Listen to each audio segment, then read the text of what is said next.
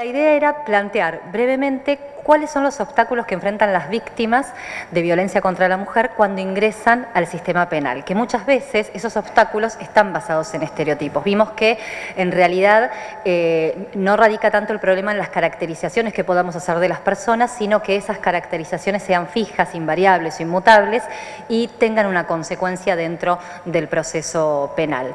Como primer dato, bueno, primero la denuncia. Decía Raquel cuáles pueden ser los motivos por los cuales las mujeres vienen a denunciar, que si somos o no mentirosas. Bueno, sí, las mujeres mentimos también como los varones, o sea, en definitiva tenemos esa cualidad todas las personas, incluso denota un grado de inteligencia poder elaborar una mentira, con lo cual sí, es factible que sea mentirosa la denuncia, como es factible que sea mentirosa la denuncia de un robo de automotor para cobrar el seguro. Entonces, ¿cuál es la inquietud que tenemos cuando viene una víctima de violencia contra la mujer respecto de si será verdad o no? Bueno, justamente es la tarea del Poder Judicial, indagar si esto ocurrió o no.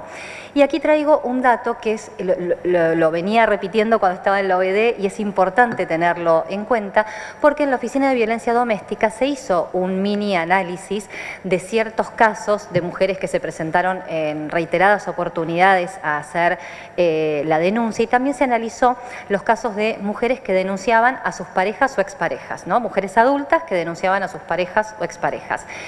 El promedio en el que una mujer toma la decisión para acudir al Estado a hacer la primera denuncia de violencia doméstica es de casi 6 años. Entonces, esto tenemos que tener en cuenta cuando desde el Poder Judicial empezamos a analizar una denuncia de violencia. Es decir, no es una mujer que de repente se levantó y dijo voy a denunciar a mi esposo, exesposo, novio, exnovio, sino que ha intentado tomar esa decisión durante casi 6 años. Ese es el tiempo que le lleva a hacer esa denuncia. Por otra parte, luego de, digamos, primero enfrentar esos propios obstáculos, tal vez los familiares o de amistades que le dicen ¿para qué vas a hacer la denuncia? ¿Es el padre de tus hijos? ¿Quién va a pasar alimentos? Bueno, una vez que enfrenta eso, accede al Estado y empieza a ver, o eso se veía antes, acá sí tengo la mirada positiva que ahora lo encontramos casi en forma anecdótica, que era la exigencia de ratificar la denuncia, cuando en el Código Procesal, por lo menos penal de la Nación, no existía ni en el reglamento de la Cámara existía la obligación de citar a alguien para que ratifique esa denuncia. Pero claro, ¿qué pasa? Con esa citación a la ratificación le estamos dando tiempo a la víctima de violencia doméstica a que se arrepienta de haber hecho una denuncia. Entonces, cuando va a ratificarla, en realidad no se presenta o no la ratifica por las propias consecuencias de este famoso círculo o espiral de violencia. Por otra parte, a veces cuando se la citaba para reiterar un relato o para que diga si iba a instar o no instar la acción, que esto también es un tema a tener en cuenta en penal, el Código exige instar la acción, pero el problema es que concepto de instar la acción le vamos a dar a esa palabra. Si es que específicamente nos diga esta palabrita mágica o el acto de la denuncia es instar la acción. Entonces, si la persona se presentó, la mujer se presentó ante el Estado a hacer la denuncia, ¿por qué va a tener que decir una palabrita extra cuando ya se puso en mecanismo, en marcha todo el proceso de investigación?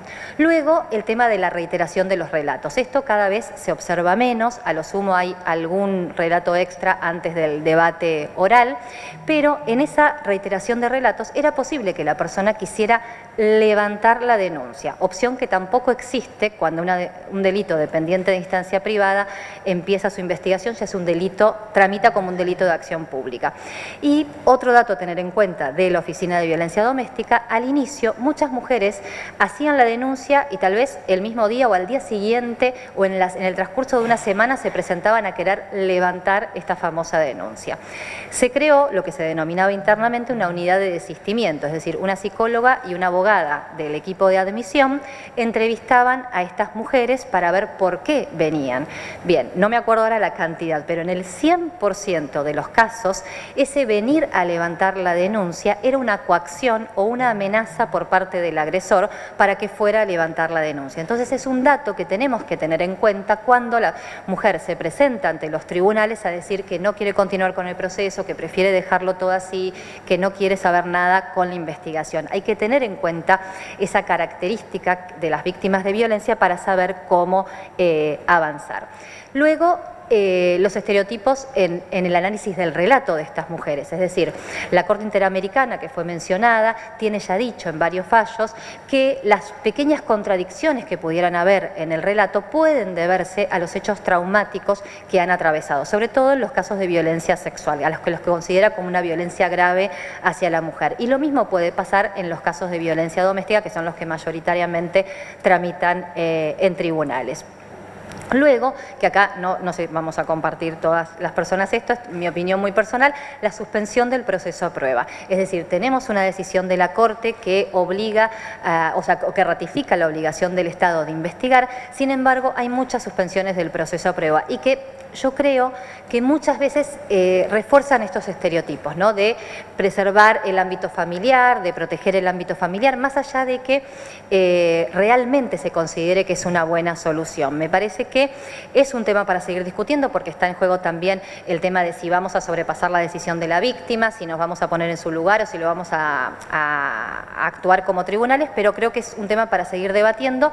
Mi opinión personal es ser más tajante en cuanto a la obligación de investigar.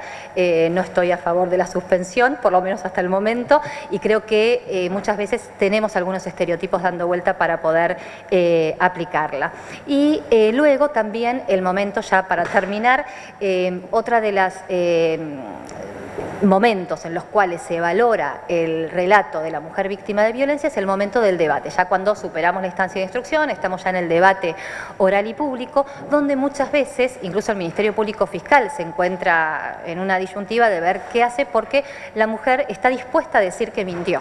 ¿Sí? Está dispuesta a decir que mintió porque no quiere que su esposo, su ex esposo, perdón, que descarto ya queda, quede detenido porque es el padre de sus hijos. Bueno, entonces también plantearnos la posibilidad de cómo analizar los testimonios, es decir, cuál es el testimonio que va a tener más valor. El que estamos recibiendo ahora, luego de una instancia de posible reconciliación, de prometer que todo va a cambiar, o el primer testimonio en el que la mujer decide, luego de casi 6 años, acercarse a la justicia, decir que es víctima de violencia y darlo muchas veces ante un equipo interdisciplinario, en otras veces ante una grabación incluso de su primera denuncia. Entonces, bueno, ver cómo ahí empiezan a jugar estos estereotipos vinculados con el rol que tiene la protección a la familia y qué es lo que vamos a hacer prevalecer dentro de un proceso penal.